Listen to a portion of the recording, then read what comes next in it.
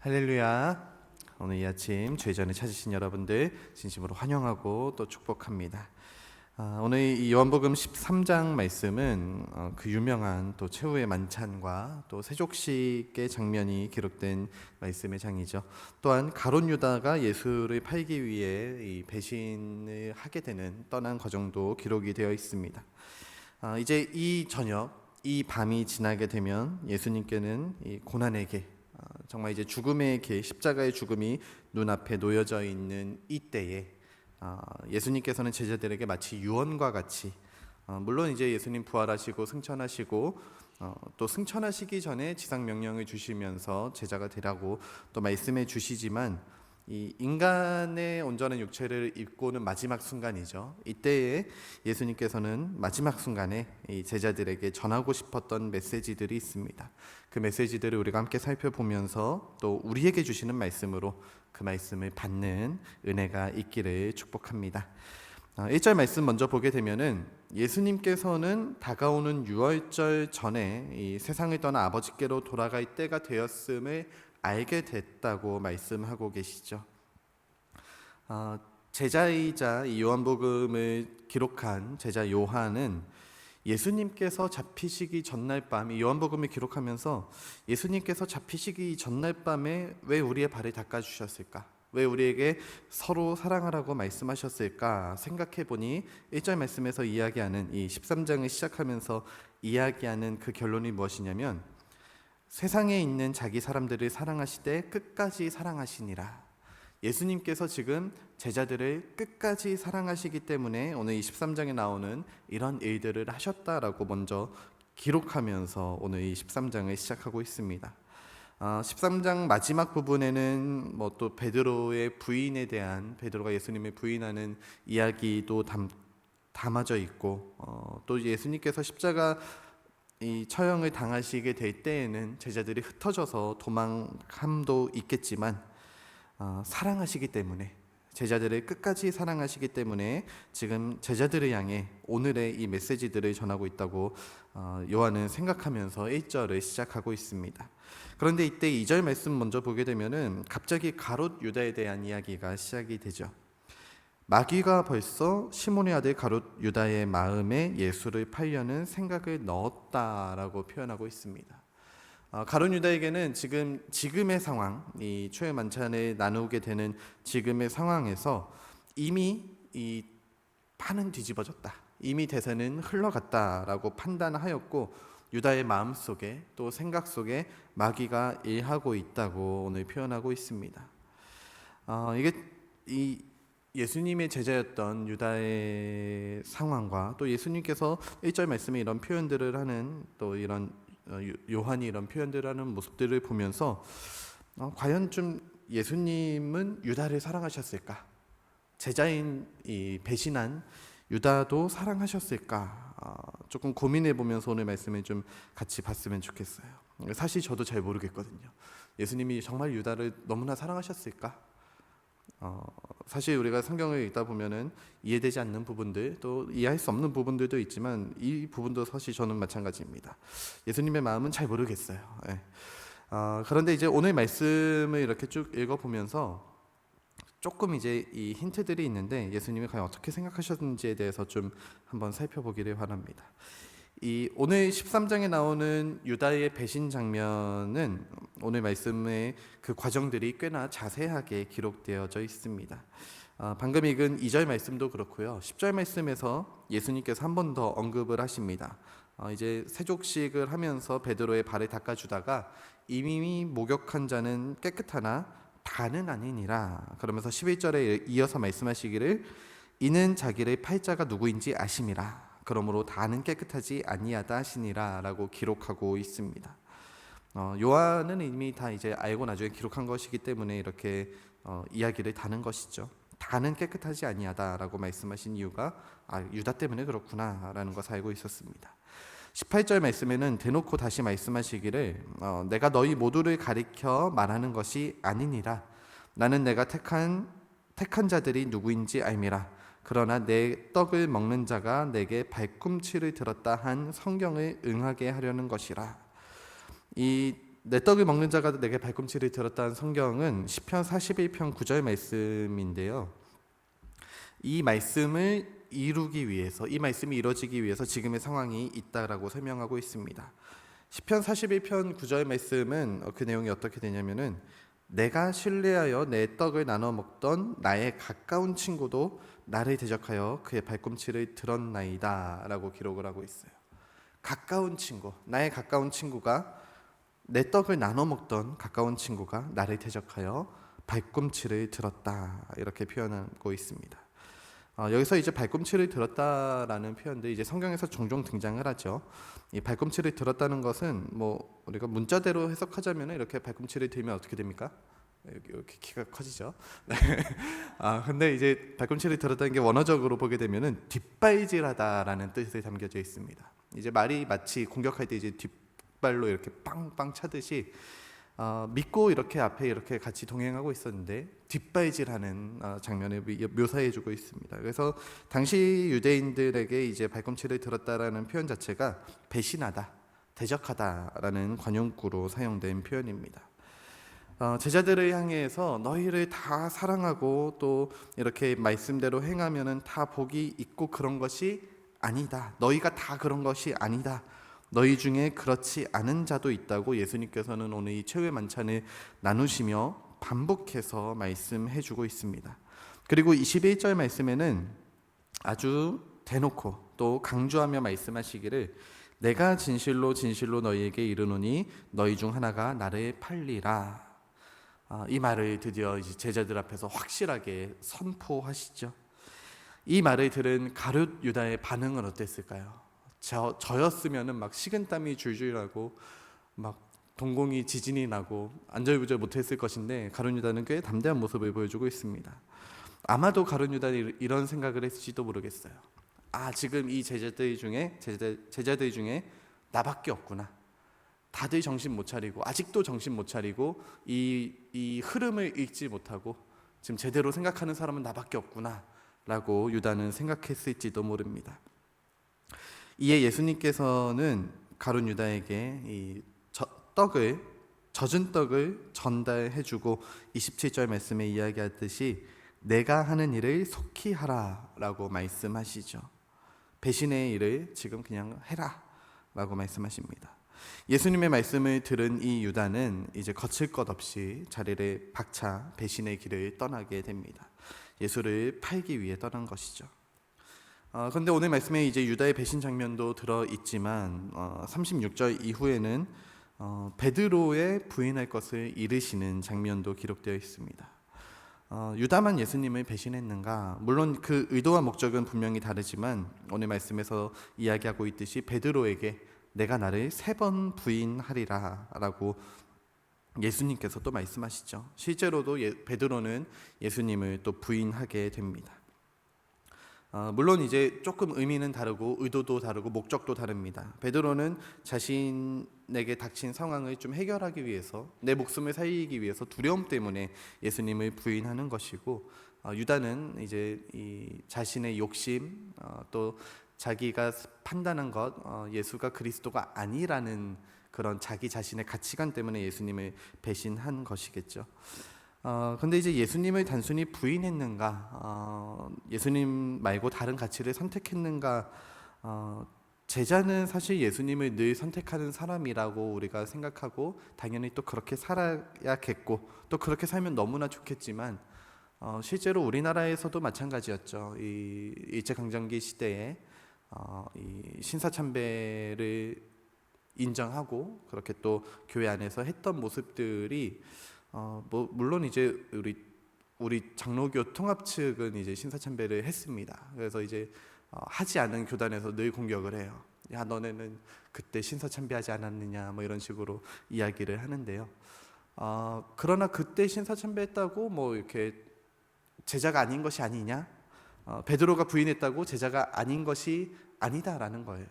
그러니까 예수님께서 오늘 말씀해 주시고자 하는 내용은 단순히 부인했다고 해서 내 제자가 되지 못하는 것이 아니라는 것을 말씀해 주고 있습니다. 그렇다면 예수님의 제자가 되기 위해서 참된 척도, 예수님의 제자가 되기 위한 참된 기준은 과연 어디에 있는가? 오늘 말씀에 이 유언과 같이 남겨주시는 내용이 오늘 23장 말씀에 기록이 되어 있습니다. 그 내용이 무엇이냐면 첫 번째는 서로 발을 씻어주라는 것입니다. 예수님께서는 선생이시자 또 리더이시며 주님으로 불리셨죠. 그럼에도 예수님은 제자들의 발을 직접 닦아주시며 그런 모습을 또 제자들에게 보여주시며 너희도 서로 발을 씻어주라 말씀해주고 있습니다. 이 세족식에 대해서는 여러 가지 의미가 있을 수 있겠습니다. 높은 자가 낮은 자의 발을 닦아주고 또 그런 섬김과 겸손의 모습도 있겠죠. 그런데 오늘 말씀에서 좀 예수님께서 강조하시고자 하는 것에는 서로 닦아주라, 이 서로의 초점이 좀 있다고 생각이 됩니다. 우선 발을 씻는 의미는 어떤 의미가 있을까요? 베드로는 예수님 저 발 말고도 손이랑 머리도 좀 씻어 주십시오라고 아주 담대하게 이야기를 합니다. 그러나 이제 예수님께서는 이미 목욕한 자는 온몸이 깨끗하니 발밖에 씻을 필요가 없다라고 이야기를 하죠. 당시 이제 뭐 잘 아시겠지만 이 중동 고대 근동 지방, 이 중동 지역에는 흙과 모래가 많은 지역이었고 그 당시는 샌들을 신고 다녔기 때문에 목욕을 하더라도 집에 돌아오면 당연히 또 발을 씻을 수밖에 없는 삶의 어떤 그런 문화였습니다. 뭐 우리나라도 마찬가지죠. 목욕하고 왔다고 해서 집에 와서 손, 발 다 닦으시죠. 네. 다 씻고 왔으니까 난 깨끗해 하고 주무시는 분은 아마 없으실 겁니다. 네. 저도 그러지 않으려고 노력하고 있는데요. 우리가 목욕을 하더라도 계속해서 반복적으로 더러워지는 부분이 있다라는 것이죠. 예수님께서는 이것을 비유로 말씀하시면서 목욕했다라는 것은 예수를 영접하고 내가 이제 예수님을 나의 주인으로 삼고 온전한 회심을 통해 이제 예수를 따르는 자의 삶을 살겠습니다라는 그런 구원의 영접과 회심의 과정이었다고 한다면 발이 더러워지는 것들은 일상의 삶 속에서 겪게 되는 크고 작은 죄의 문제들을 이야기하고 있습니다.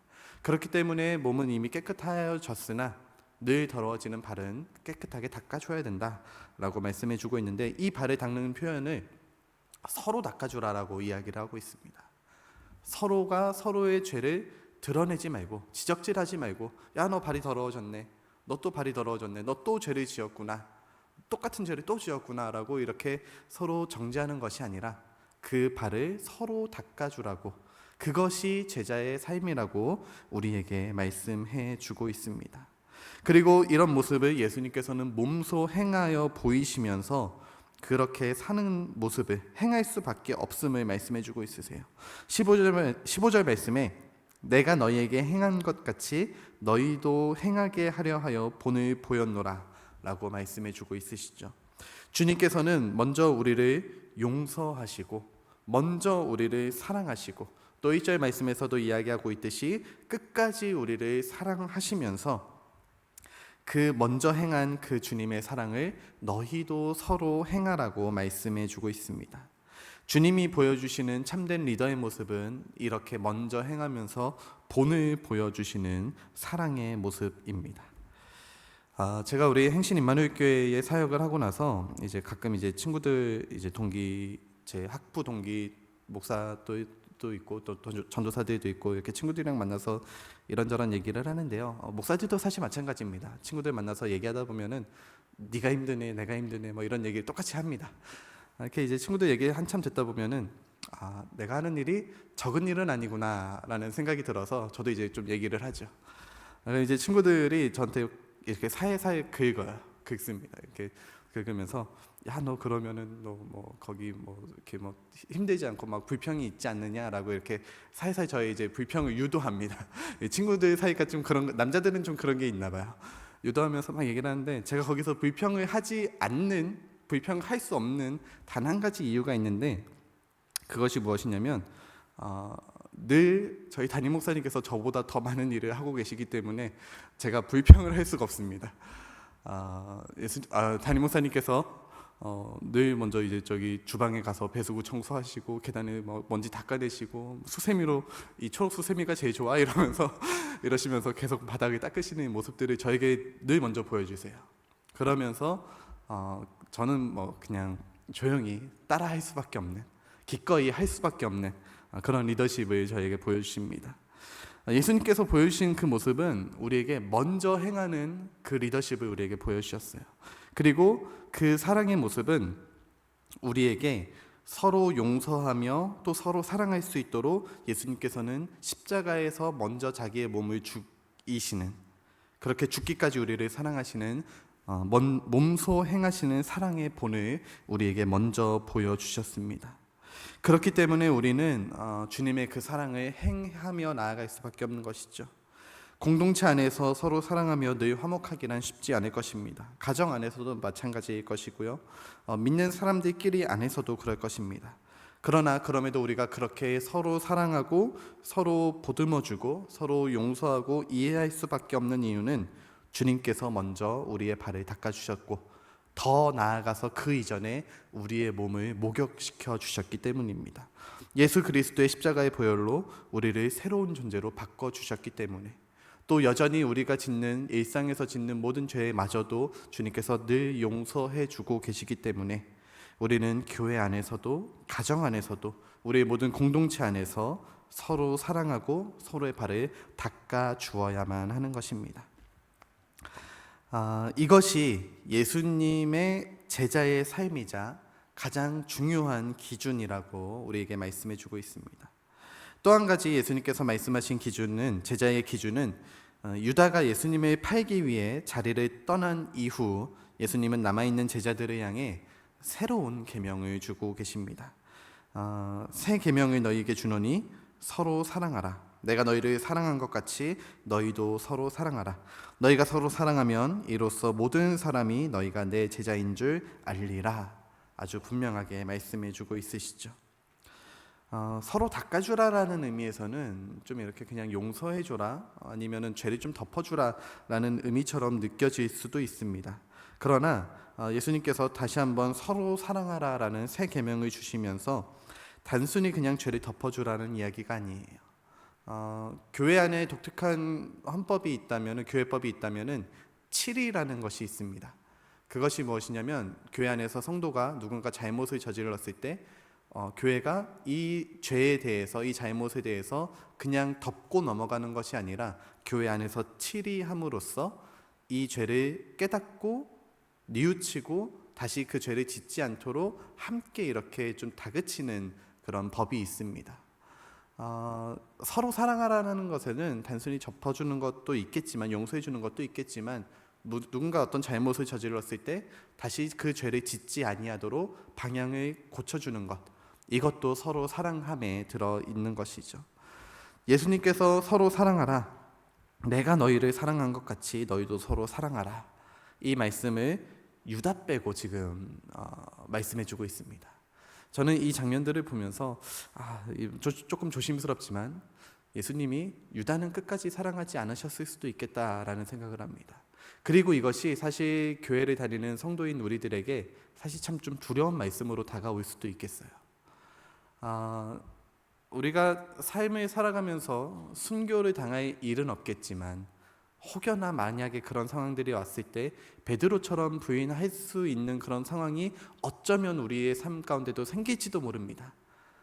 그러나 그것은 오늘 말씀을 보면은 예수님께서 뭐 그 정도는 괜찮아, 그 정도는 그럴 수 있어, 그 정도는 발에 묻는 먼지일 수 있어 라고 이야기해 주시는 것만 같습니다. 그러나 유다처럼 예수가 그리스도임을 깨트려 버리고 예수가 가치 없는 자로서 여기고 배신하는 모습은 예수님께서는 용서해 주지 않으시는 모습을 우리는 성경을 통해서 확인할 수 있는 것이죠. 유다는 3년 동안 예수님을 따라다녔던, 그리고 돈꾀를 맡았던 굉장히 중요한 직분에 있던 제자였습니다. 그럼에도 불구하고 유다는 결국 자기 자신의 목숨을 스스로 끊는 아주 비참한 최후를 맞이하게 되죠. 이런 모습들을 살펴볼 때 예수님께서, 우리가 예수님을 따라 사는 삶을 살아갈 때 끝까지 제자로 남아 있을 수밖에 없고, 또 그래야만 하는 것이 우리의 구원과도 연결되어 있다는 것을 우리는 알 수 있습니다. 그렇기 때문에 예수님께서 제자가 되는 삶은 어떤 것인가, 이 새 계명, 서로 사랑하라 라는 이 계명을 주심으로써 말씀해 주실 때 우리는 끝까지 서로 사랑할 수밖에 없는 것이고, 더 나아가서 예수님께서 먼저 우리를 사랑해 주셨기 때문에 또 우리는 사랑할 수 있다라는 사실을 기억하시기를 바랍니다. 이 말씀은 다른 사람들이 아니라 제자들을 향하고 있습니다. 그리고 그 제자들을 향해서 1절 말씀에서도 이야기하고 있듯이 자기 사람들을 사랑하시되 끝까지 사랑하신 그 예수님의 사랑이 여전히 우리 가운데도, 우리 모두에게도 늘 적용되어 있기를 저는 간절히 바라고 또 축복합니다. 그런데 오늘 말씀 좀 자세히 살펴보면은 가룟 유다가 예수님을 배신할 때 이 자기 사람들을 사랑하시되 끝까지 사랑하시고 서로 사랑하라는 이 말씀을 주시면서 가룟 유다처럼 등에 배신하고 칼 꽂는 사람은 사랑하지 말라고 이런 말씀을 하신 것일까요? 만약에 예수님이 그런 마음이 있으셨다면 그렇게 배신하는 사람은 좀 과감하게 내치라라는 그런 뜻이 있으셨다면은 유다의 그런 배신 행위를 그냥 묵묵히 지켜보지는 않으셨을 겁니다. 물론 하나님의 구원 경륜 안에서 반드시 있어야 할 일이지만 예수님께서는 제자들 앞에서도 이 유다가 했다라는 것 드러내지 않으시고 그냥 묵묵히 할 일을 하라라고 말씀하시죠. 이 모습마저도 사실 예수님께서 우리에게 보여주신 본의 모습이 됩니다. 우리가 신앙생활을 하면서 또 제자의 삶을 살아가면서 성도로서 살아갈 때 예수님의 제자로 산다라는 것 결코 쉬운 일은 아닙니다. 때로는 내가 손해볼 일이 생기기도 하고요, 억울한 일이 생기기도 합니다. 용서할 수 없는 사람을 용서해야 될 때도 있고 사랑할 수 없는 사람을 사랑해야 될 때도 있습니다. 그러나 예수님께서는 그 모든 것을 먼저 우리에게 보여주심으로써 또 끝까지 우리를 사랑하심으로써 우리에게 그 길을 담당할 수 있는 길을 먼저 보여주셨습니다. 주님께서 먼저 지고 가신 그 십자가의 길을 제자인 우리도 따라 살 수 있도록, 따라갈 수 있도록, 그리고 그 길을 걸어갈 때 세상의 무거운 짐과 멍해가 아니라 예수님께서 지셨던 그 십자가도 아닙니다. 나의 십자가만 지고, 그리고 그 십자가도 예수님과 함께 지고 나가면서 예수님이 걸어나가셨던 그 길을 나의 십자가를 지고 살아갈 수 있도록 예수님은 우리에게 날마다 힘과 능력을 또 사랑을 더하여 주신다는 사실을 오늘 이 아침 다시 한번 마음에 새길 수 있기를 바랍니다.